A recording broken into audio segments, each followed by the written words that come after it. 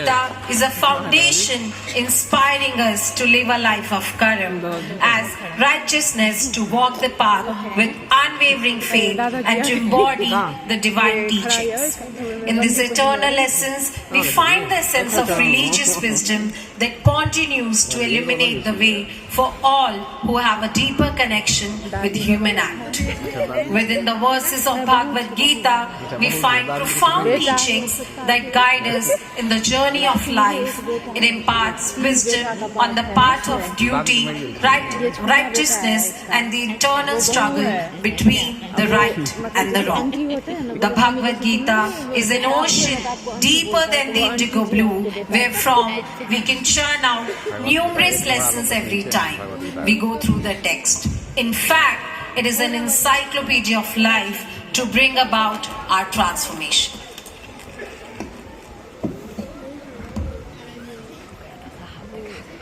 Manual क्या है? किसी भी चीज को चलाने का तरीका। जिस प्रकार इलेक्ट्रॉनिक उपकरण या इलेक्ट्रिक उपकरण को खरीदने पर उनके साथ मैनुअल मिलता है और उस मैनुअल के दिशा निर्देशों को समझकर हम उस उपकरण का उचित उपयोग कर पाते हैं, क्या हमारे जीवन जीने के लिए भी कोई मैनुअल है? इस ओर तो कभी हमारा ध्यान ही नहीं गया। हम तो अपना जीवन बिना किसी दिशा निर्देश के ही चला रहे हैं। सोचिए, इतना महत्वपूर्ण जीवन जीने के लिए क्या हम किसी मैनुअल का प्रयोग करते हैं?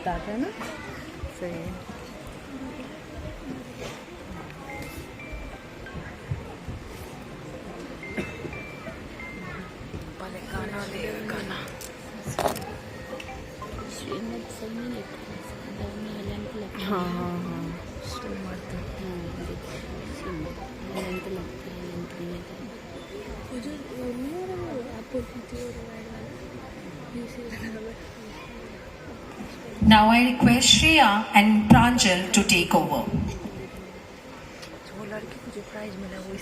Thank you, ma'am. Good afternoon, everyone. I, Shreya, मैं प्रांजल Singh are indeed excited to stand here on stage to take you through the much-awaited journey of Srimad Bhagavad Gita, a life manual. As we take you along, you will realize the relevance of the Bhagavad Gita in our today's life and how we are deeply connected to its teachings. The first adhyay is Arjun Vishad, Arjun's dejection, simplified to analyze and understand. Today, we remain mousetrapped in problems of depression, dejection, distress, anxiety, and failure. And these were precisely the problems that were addressed in the Srimad Bhagavad Gita thousands of years ago. And that is exactly the reason why we call the Bhagavad Gita a life manual. तो चलिए आपको दिखाते हैं अर्जुन विषाद के आज के समय का प्रारूप।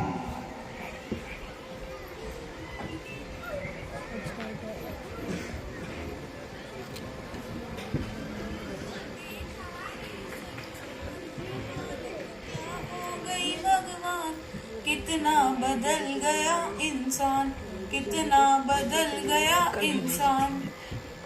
संसार का हर प्राणी एक अजीब सी दौड़ में लगा है।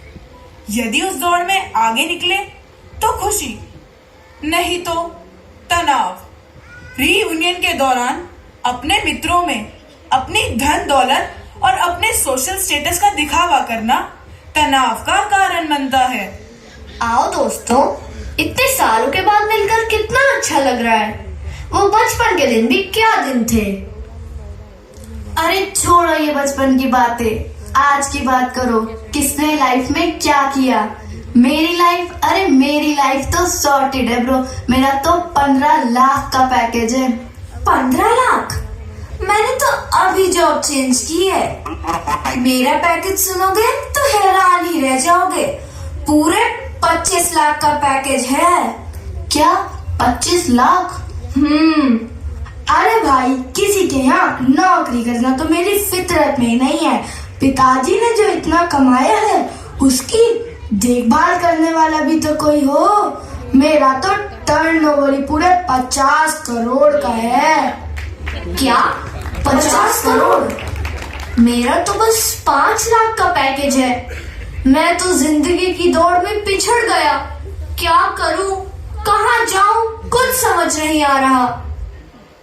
टेंशन पाल कर जगमुआ हुआ बावला। टेंशन नाम एक है, रूप है इसके अनेक। तो देखा आपने, ये था टेंशन का पहला कारण। चलिए देखते हैं इसका दूसरा कारण। हाँ बेटा, कैसी चल रही है तुम्हारी तैयारी? तुम्हें याद है ना मेरा सपना? डॉक्टर बनना है तुम्हें। पूरे 95% से पास होना है, समझी? आप भी इसे मिसगाइड कर रहे हैं। अरे 95% से क्या ही होगा, कोई कॉलेज पूछेगा भी नहीं। कम से कम 99% तो लाने ही होंगे। नहीं ला सकती मैं 70% से ज्यादा। आपकी उम्मीदों का बोझ नहीं उठा सकती। क्या करूं, कहाँ जाऊं? नहीं होता मुझसे ये सब। तो देखा आपने, इतनी छोटी सी उम्र और इतनी बड़ी बड़ी टेंशन। देखते जाइए तनाव का जंजाल। अरे वाह, मेरे अकाउंट में पूरे 50,000 रुपए। ये तो कमाल ही हो गया। कहाँ से आए इतने रुपए? क्लेम करने के लिए शायद ओटीपी मांग रहे हैं।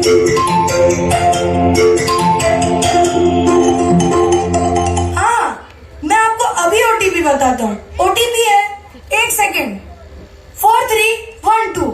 ये तो कमाल ही हो गया। मेरे अकाउंट में पूरे 50,000 रुपए। देने वाला जब भी देता चप्पड़ फाड़ के। मेरी तो ऐसी हो गई, जम के शॉपिंग करूंगा। जरा चेक तो कर लूं, ये 50,000 आ गए। अरे वाह, 50,000 आ गए मेरे अकाउंट से। मेरे पैसे, मैं तो लुट गया, बर्बाद हो गया।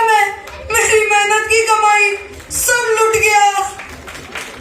लो भाई, एक और दुख का कारण।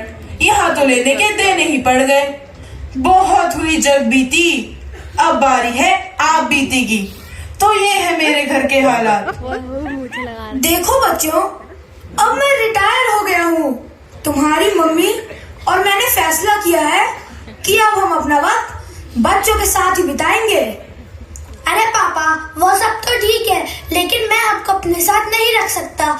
मेरा घर भी छोटा है और बच्चे भी तो बड़े हो रहे हैं ना। पापा बोलो, अब तुम भी बोलो। पहले आप अपनी जिम्मेदारी से फ्री हो जाओ, फिर प्रॉपर्टी में जो मेरा हिस्सा बनता है वो मुझे दे दो। अरे दीदी, तुम भी तो रखो मम्मी पापा को अपने साथ। बस प्रॉपर्टी पे हाथ जताने आ गई हो।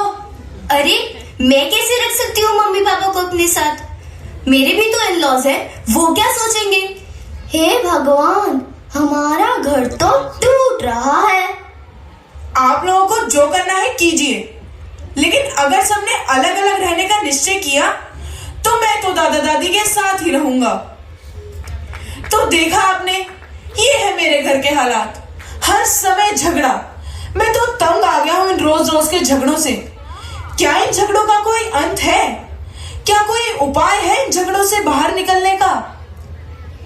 दादी कहती हैं, हर प्रॉब्लम का सलूशन श्रीमद् भगवत गीता में होता है। क्या इसमें मेरे परिवार की प्रॉब्लम्स का सलूशन भी मिलेगा? आइए साथ में पढ़ते हैं श्रीमद् भगवत गीता और ढूंढते हैं अपनी अपनी प्रॉब्लम्स का सलूशन।